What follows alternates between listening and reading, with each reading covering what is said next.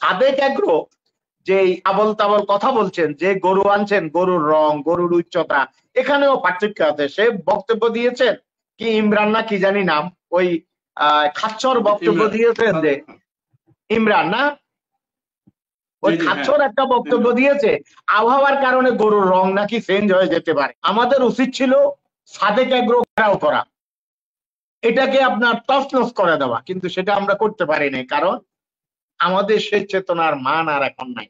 কি সাদেক এগ্রো ছাড়া আর কোথাও 1 লক্ষ টাকার ছাগল আছে যেসব হুজুররা দিন চালাতেন, যারা কবিরাজি বিদ্যা আপনার বাড়ি চালান দেন, তারা যদি সংবাদ দিতে পারেন, আমরা যারা মিডিয়া আছি আমরা তন্ন তন্ন করে খুঁজেছি 1 লক্ষ টাকা দামের ছাগলও বাংলাদেশে পাওয়া যাচ্ছে না।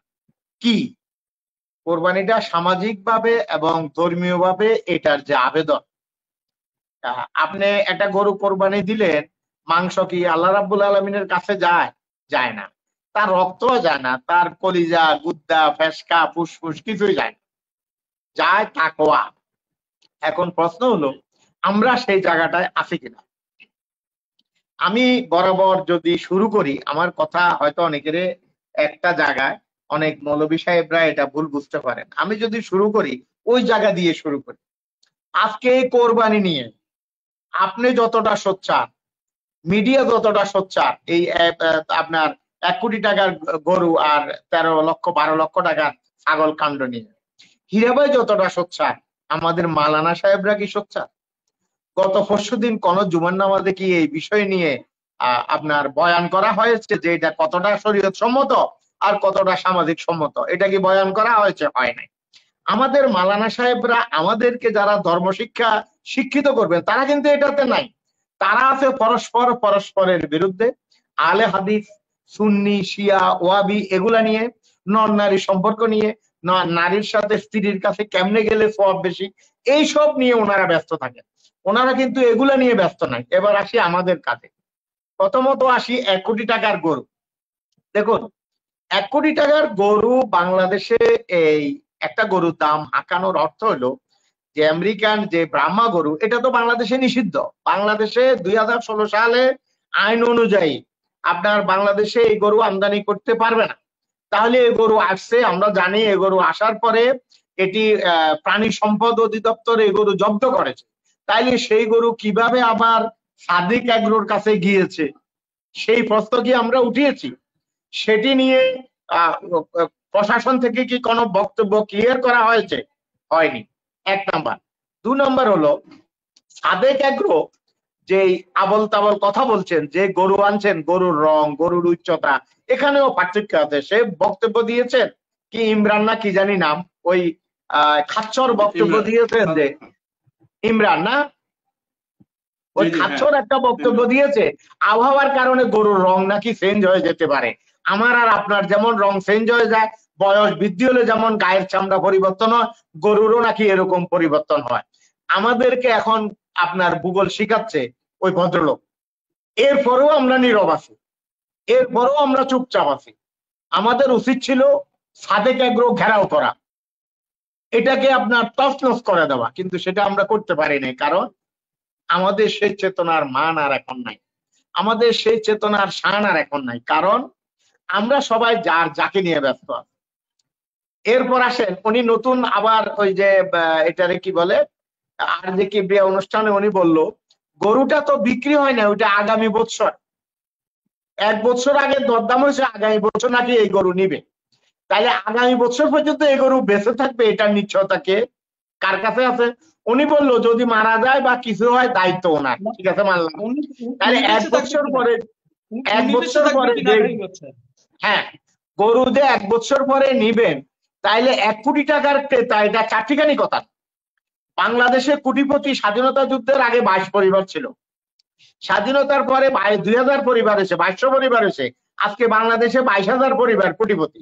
তাইলে এই 1 কোটি টাকা দিয়ে যে গরু কিনে তার না হয় অঢেল টাকা আছে, তাহলে সেই লোকটাকে এটা জানার দরকার আছে, কিন্তু আমরা জানার চেষ্টা করি না এবং কেউ আমাদেরকে জানতে দেয় না।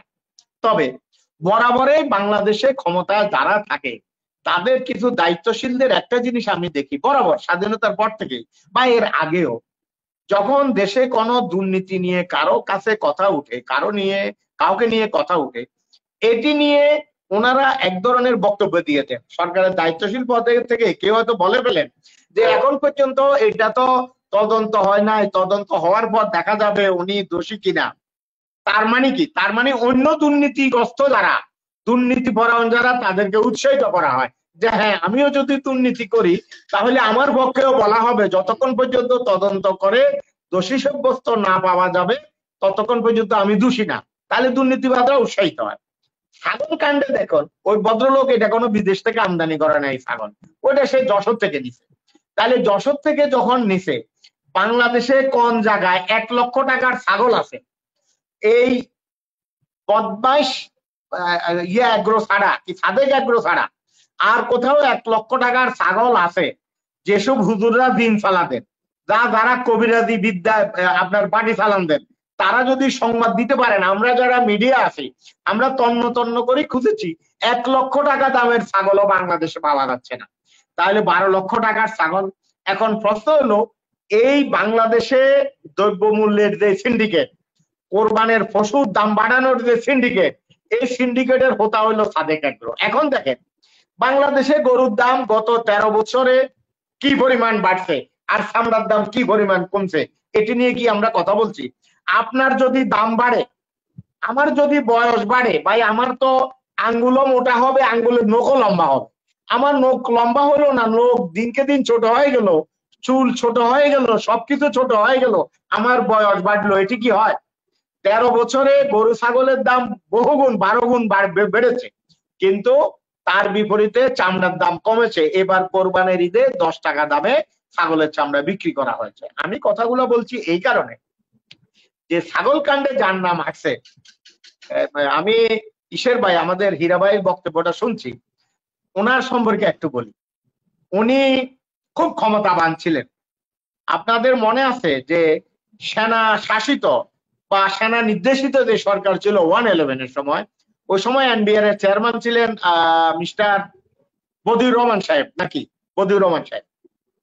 এই ছাগল কাণ্ডের এই ভদ্রলোক, সে তখন চট্টগ্রামে অ্যাসিস্ট্যান্ট কমিশনার ছিল, আপনার এই চট্টগ্রামে বন্দরে রাজস্বের অ্যাসিস্ট্যান্ট কমিশনার ছিল।